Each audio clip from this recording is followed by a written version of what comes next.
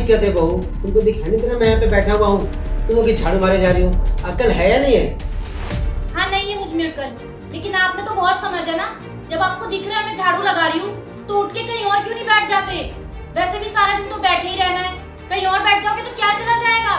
क्यों जाऊँ मैं कहीं और? मेरा घर है, जहाँ मर्जी करेगा और जितना मर्जी करेगा मैं बैठूंगा। अगर सफाई कर देना तो अपने अक्ल की करो, जिसमें पूरा गंद भरा पड़ा हुआ है। ऊपर से तमीज तो देखो। क्या हुआ पापा, आप शीतल को क्यों सुनाए जा रहे हो? देखो ना करण, तुम्हारे पापा से तो मेरी खुशी देखी ही नहीं जाती। जब देखो मुझे छोटी छोटी बात पे सुनाते रहते हैं। मैंने इनको यहाँ से उठने के लिए क्या बोल दिया? इन्होंने तो सारा घर सर पे उठा लिया। तुम बस करो, बात को आगे मत बढ़ाओ। लेकिन करण, पापा जी को तो कुछ समझाओ। मैं समझा दूंगा, अभी तुम जाओ यहाँ से।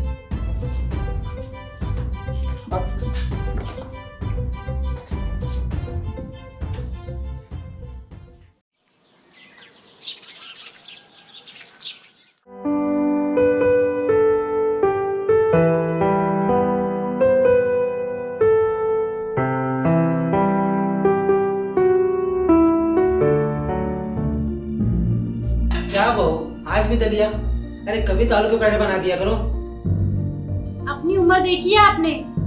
इस उम्र में आलू के पराठे खाएंगे आप? अरे आलू के पराठे ना सही, कम से कम इंसान वाला खाना तो बना सकती हो ना। मैं किसी हॉस्पिटल में भर्ती थोड़े हूँ जो तुम रोज वैसे खाना बना देती हो। मेरे इसी फीके खाने की वजह से आज आप हॉस्पिटल में नहीं है, नहीं तो वहाँ पर ग्लूकोज चढ़वा रहे होते। तुमसे तो बात करना ही बेकार है। पापा ठीक ही तो कह रही है शीतल, एक तो आपको इतना ध्यान रखती है, ऊपर से आप उसे सुना देते हैं। तू तो बस अपने बीवी का ही साइड लियो, कभी अपने बाप का दुख मत देखियो। कौन सा दुख पापा, अच्छे से तो ध्यान रखती है ना आपका वो, फिर भी आप उसे कुछ भी बोलते रहते हैं। मुझे ना ऑफिस के लिए लेट हो रहा है तो मैं जा रहा हूँ।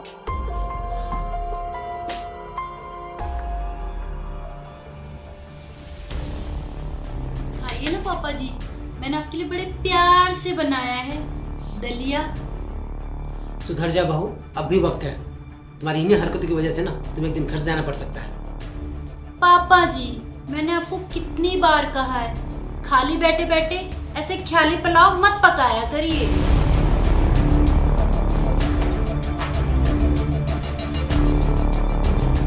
पता नहीं कब मरेगा ये बुढ़ा।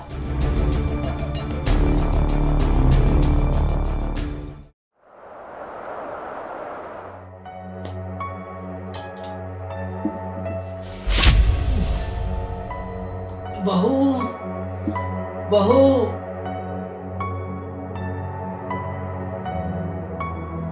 क्या है अब?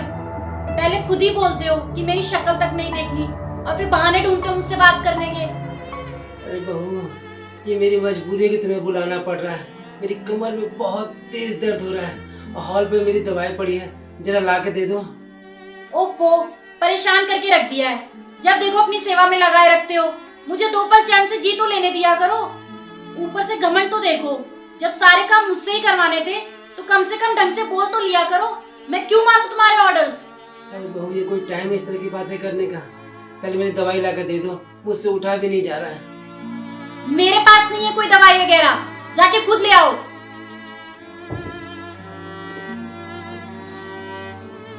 बहू को लगता है जैसे उसको कभी बुढ़ापा आएगा ही नहीं। जब खुद पे पीतेगी ना तब पता चलेगा उसको।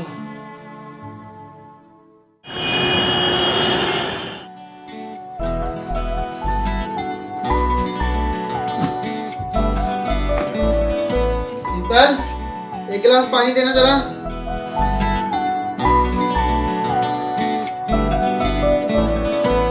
पापा नजर नहीं आ रहे, कहाँ है वो? मुझे क्या पता, होंगे अपने कमरे में। उनका तो बस दो ही काम है, एक तो आराम करना और दूसरा मुझे ताने मारना। सीधी बात का सीधा जवाब भी दिया जा सकता है कि नहीं? और तुम भी कुछ कम नहीं हो, बड़े हो तुमसे। अगर कुछ कह दिया तो इसमें चिढ़ने वाली कौन सी बात है? अरे पापा, चंट है ये बुढ़ा, जानबूझ के यहाँ आया होगा ताकि मेरी शिकायत लगा सके।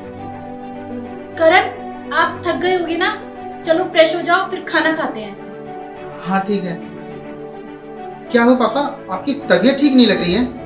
बेटा वो कमर में दर्द हो रहा है थोड़ा सा। तो दवाई ली आपने? चलो ना करण, लेट हो रही है खाना खाने के लिए। अरे यार 2 मिनट रुको ना, बात कर रहा हूँ पापा से। इतनी जल्दी क्या है? और पापा आपने दवा ली क्या? हाँ बेटा, बहू ने दवा दे दी थी। करण, मैं आपको इतनी देर से बोल रही हूँ, आप सुन ही नहीं रहे हैं। अरे यार, आज तुम्हें हो क्या गया है? तुम तो खाने के पीछे ही पड़ गई हो। अरे बेटा, हम सब इतनी चिंता जो करती है ये। ठीक है, आता हूँ मैं फ्रेश होके।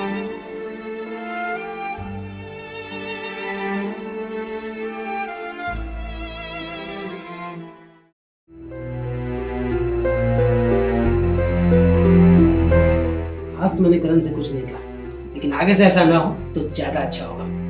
मैं नहीं चाहता कि तुम्हारी बेवकूफी की वजह से इस घर में कोई फालतू का ड्रामा हो, समझी तुम?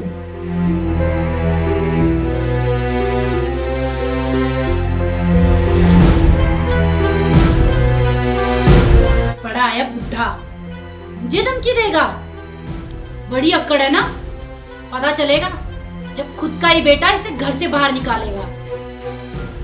कुछ तो करना पड़ेगा।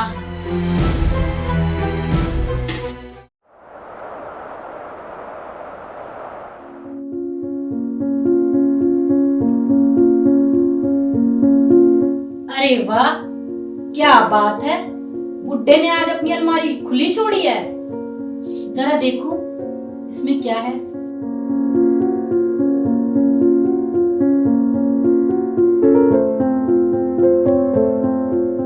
क्या बात है मेरी मरी हुई सासू माँ, जीते जी तो आप बड़ी ठाट से रही।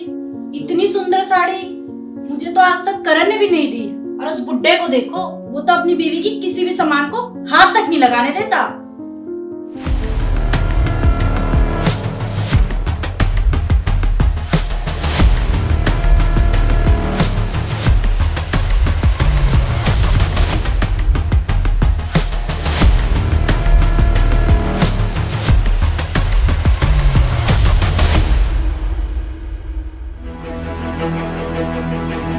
मैंने कभी नहीं सोचा था तुम इतना नीचे गिर जाओगे और ऐसी हरकत करोगे।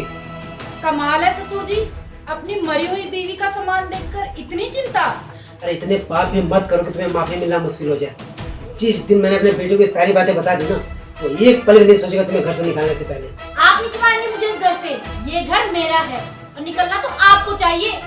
बोझ बन के बैठे हमारे सर पे, और मेरा जो मनाएगा मैं वो करूंगी। ये लो, ये लो, ये लो, ये लो। तू घर से नहीं। पापा, ये क्या कर रहे हैं आप?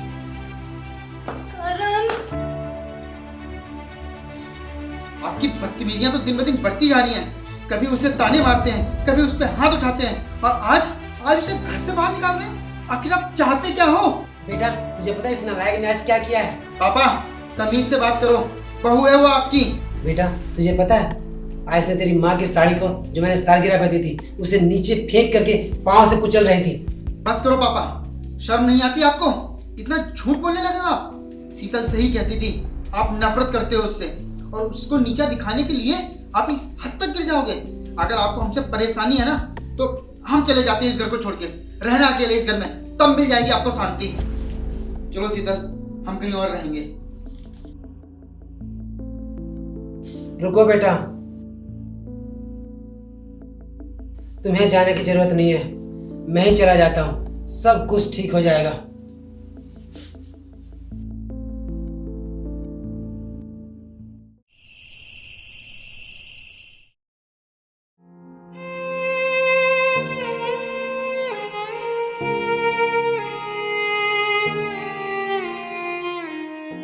क्या हो करण, तुम उदास क्यों हो?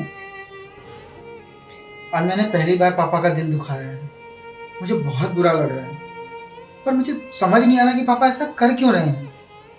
मुझे तो यकीन नहीं होता कि मेरे वही पापा हैं जिन्होंने मेरी खुशियों के लिए इतना सेक्रीफाइस किया। शीतल, तुम्हें पता है, बहुत छोटा था तब मेरी माँ मुझे छोड़ के चली गई, पर मेरे पापा ने दूसरी शादी नहीं की, सिर्फ और सिर्फ मेरी खुशियों की वजह से। सारी उम्र पापा ने मुझे माँ की कमी नहीं करने दी, और आज मैंने क्या किया उनके साथ?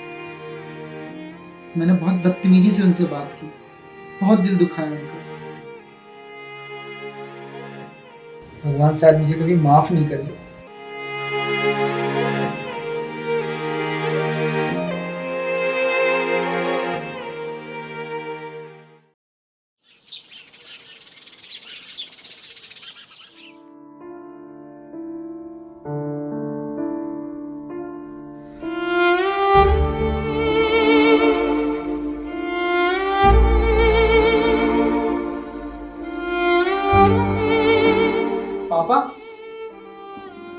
कहाँ जा रहे हैं?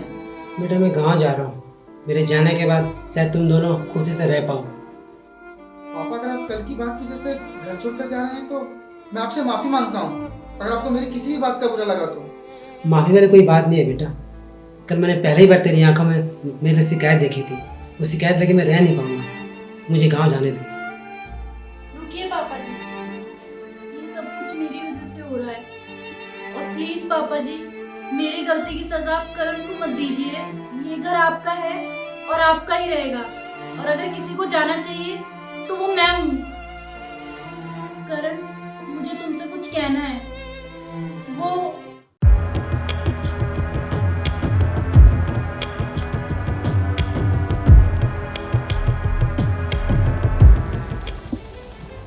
करण, मुझे माफ कर दो। करण, ये क्या कर रहा है? बेशरम अमर, तूने मेरे पापा के साथ ये सब कुछ किया? तुझे शर्म नहीं आई मुझे मेरे पापा से अलग कराते हुए? बोल, क्यों किया तूने ऐसा? करण, शांत हो जा। पापा, गुस्सा तो मुझे आपसे भी होना चाहिए। आप इसकी इतनी बदतमीजियां अकेले सहते रहे और मुझे बताना भी जरूरी नहीं समझा आपने। बेटा मैं घर नहीं तोड़ना चाहता था, इसलिए कुछ कह नहीं पाया। तो पापा, आप कौन सा घर टूटने से बच गया? घर इंसानों से बनता है, ना कि जैसे चुड़ैल से। करण, ऐसा मत बोल। बहू को एहसास हो चुका अपनी गलती का। तू इसे माफ कर दे। कभी नहीं पापा। और तुम क्या खड़ी खड़ी देख रही हो? अभी के अभी निकल जाओ मेरे घर से। मैं तुम्हारी शक्ल भी नहीं देखना चाहता। बहू कहीं नहीं जाएगी। तू अगर मेरी इज्जत करता होगा तो बहू को माफ कर देगा। आप माफ कर सकते हैं पापा, पर मैं कभी नहीं। और तू खड़ी खड़ी शक्ल क्या देख रही है? निकल जा मेरे घर से। नहीं बेटा, तुझे मेरी कसम है, मान जा। देखा तुमने? देखा, जिस इंसान से तुम इतनी नफरत करती थी, जिसे इस घर से बाहर निकलवाना चाहती थी, आज वो तुम्हारे लिए तुम्हारे साथ खड़ा है। माफी मांगनी है तो इनसे माफी मांगो।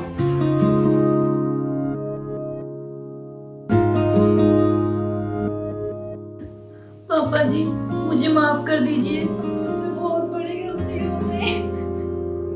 कोई बात नहीं बेटा, गलती तो बच्चों से ही होती है ना। जाओ, करण को देखो, वो बहुत नाराज है।